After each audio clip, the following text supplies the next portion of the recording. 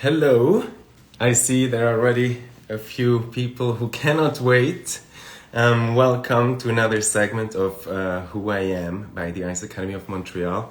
And I see we have our special guest joined already. Let me see if I can add him here. There he is. And it says we're connecting. So it shouldn't take a lot longer, I hope.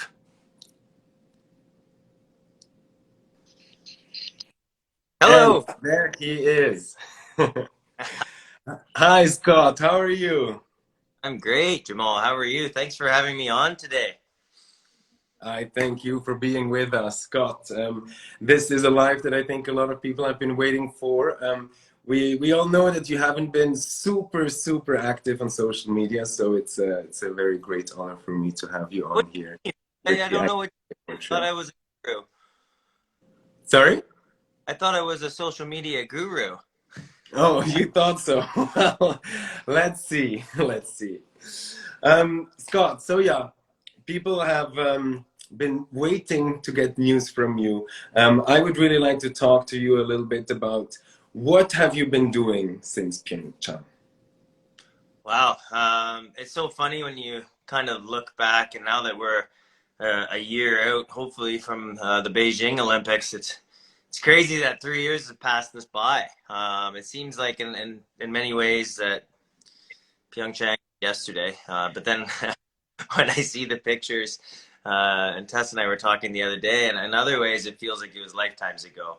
But it's been a great little part of our life. I mean, Tessa and I were very fortunate to be able to tour, be able to get out there and skate and continue to celebrate those Olympic performances. Looking back on with touring with teammates, like Patrick Chan and Weaver Poget and Duhamel Radford and Osmond. So to be able to go across the country and make that tour with our IM family, the Thank You Canada tour.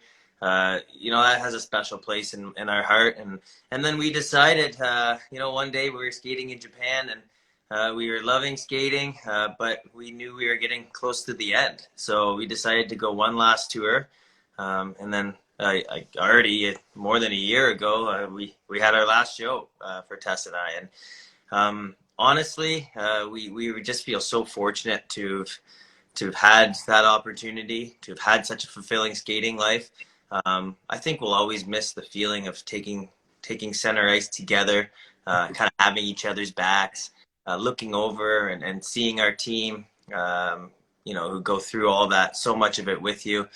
But honestly, now life has taken different meaning, and the reason why we walked away from I guess competition. I don't know if we had a choice. I mean, the clock was ticking. The younger teams are just too good. And I think we kind of walked away to do other projects. So we wanted to make sure that our fans were getting Virtue and Moir quality. Hopefully, we were able to deliver that quality, and we knew that we just weren't able to put the work in and do the other projects. Going to school, working with a variety of different companies, crushing it, honestly.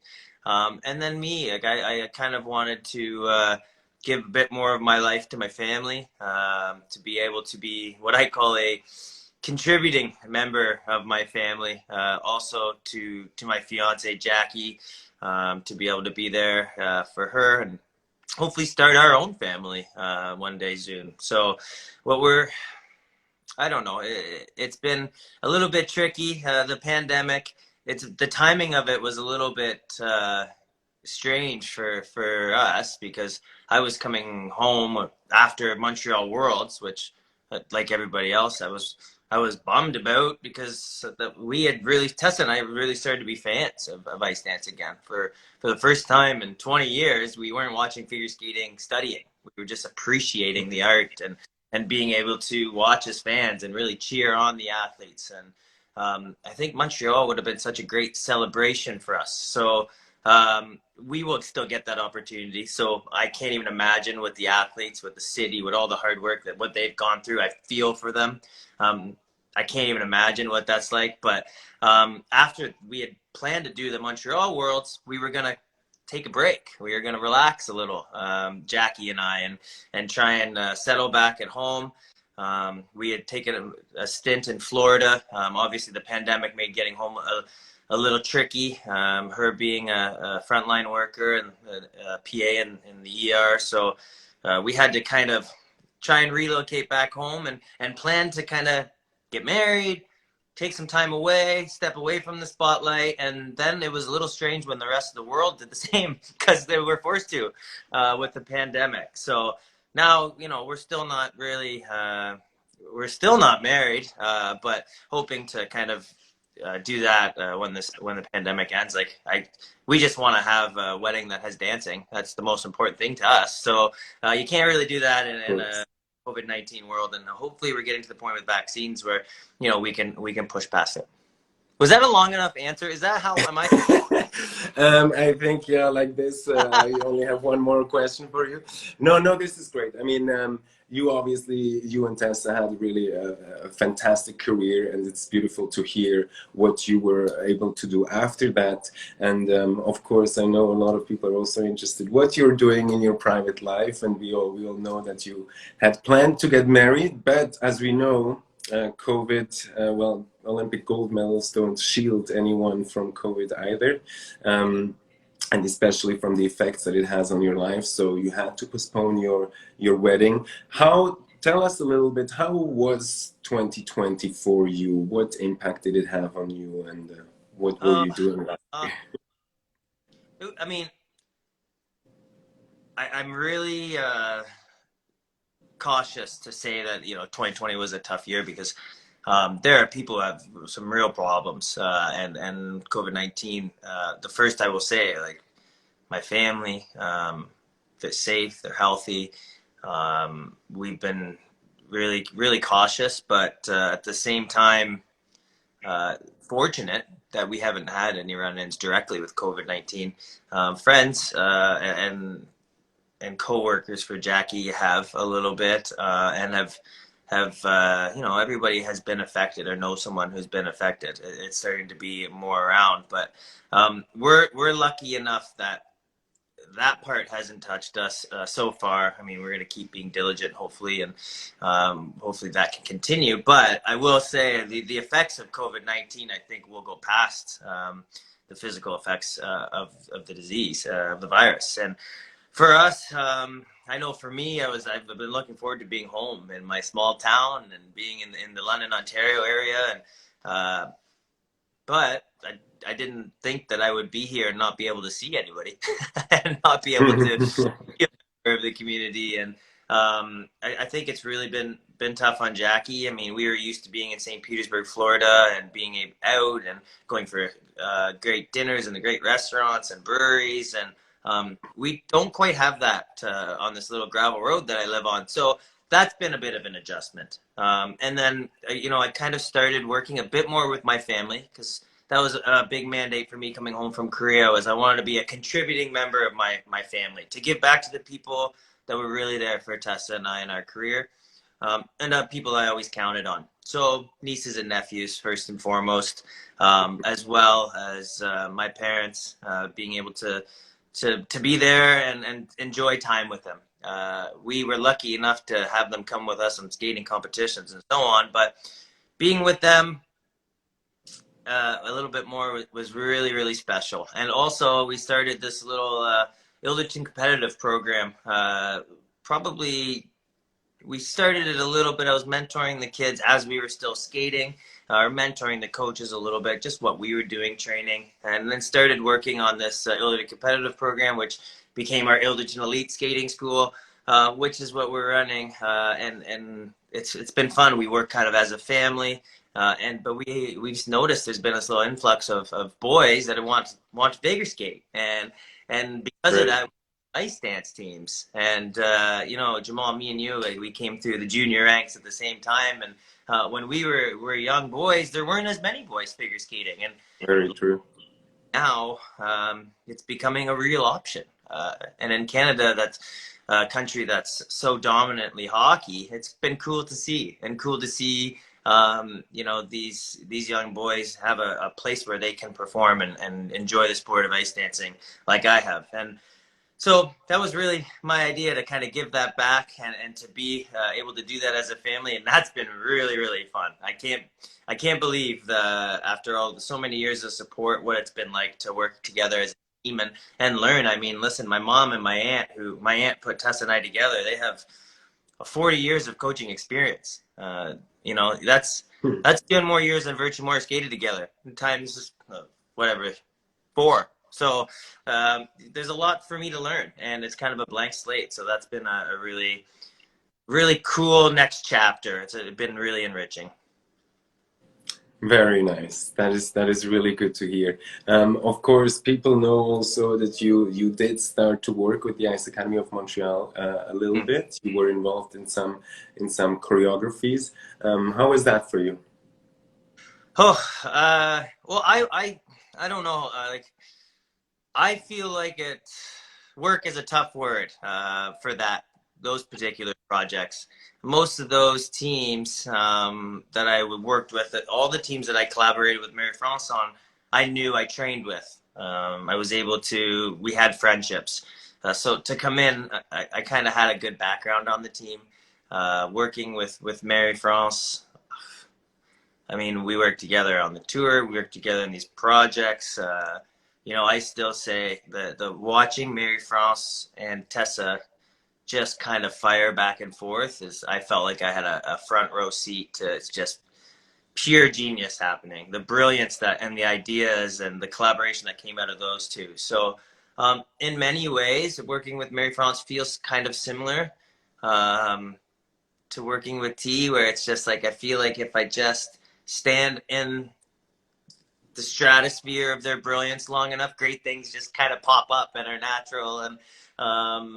And that was the case with these two athletes, both with Maddie and Zach, and Lolo Nick. I mean, they're not young kids. They've been in the sport a long time as well. So you kind of mix in their personalities, and it was a ton of fun. Our work isn't quite done with some of these programs. Obviously, going to the World Championships, we keep going, and it keeps evolving, and that's what I love about both of these teams. I mean, they've been in it for so long, but they're pretty hungry, and they want to really be the best that they can be. So that has been a ton of fun. But I also, even though I wasn't involved in the choreographic side, I was also able to be there with a lot of the other teams. Like Lala and be able to get in, and then some of the younger Emmy and Isa and Hannah and Ye, and just to see their energy and see what great talent Canada has coming up. And obviously they've been in the right stratosphere as well, seeing the school at the Ice Academy of Montreal, seeing what that being in the walls does. And honestly, for me, every time I get to go there, it's a little bit of a dream come true. Tess and we talked about it in so many interviews with anybody who'd listened to us, and we still are today. Those years in Montreal were the most fulfilling of our career. And maybe that's age, maybe that's knowing exactly what we wanted, but it was a beautiful way to approach sport, and I think is the reason that I'm still in the sport today, is the reason why I get up excited when my feet hit the ground in the morning. I can't wait to get to the arena, and that's something special, I think, after you've been running towards an arena for more than 30 years. That is really great to hear. We're definitely always happy when we have you here in Montreal. Scott, am I right to say that you got kind of out of the limelight, of course, like every athlete, but am I right to say that you are in a very good place and that you are as happy as you were when you were a competing athlete? Yeah, I think happier. I know that's tough to say. Being an Olympic athlete's really...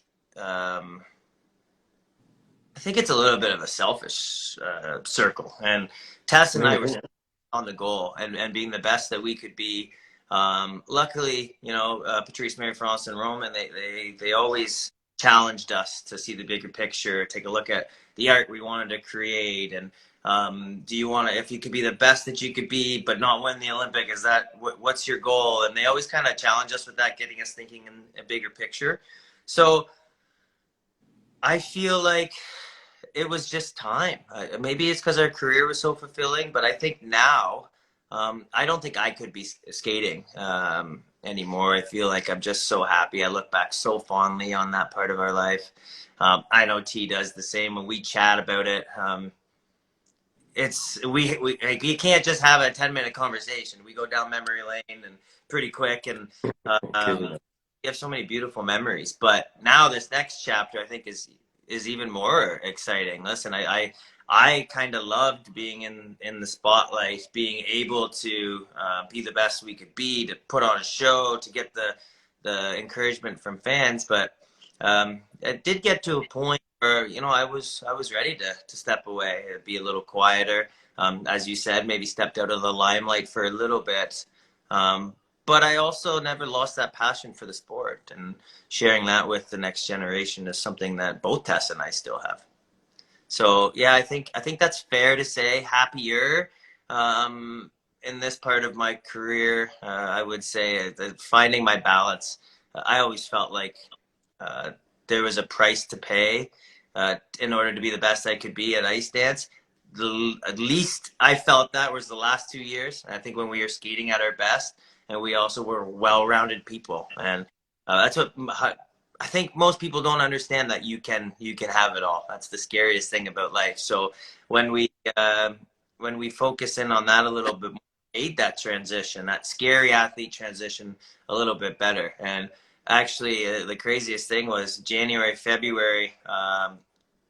Well, not February because we were already at the Olympics, but after Christmas, January, going into the Olympics in 2018, I had kind of had my head was starting to go past the sport already, and it was a lot of work for me and my mental coach JF to focus me on where I needed to be then. And I what a beautiful feeling to have really soaked up every bit of the sport, but now move on, hopefully with those experiences, and able to share that. That is the plan, Scott. Thank you very much for talking to us. All of you who are watching, if you want to hear more from Scott, you guys know that the Ice Academy of Montreal is making an announcement live on Facebook at 6. Scott will be Oh, part of they it are? too. I heard so, yes. Oh, okay. And I was told you were part of it, so. I'll come over. Okay, cool. And all of you guys watching, please come over too. Thank you very much, Scott. See you in a Thank bit. you. Hi to the IM family. Certainly. Bye, Okay. guys. See everybody over there.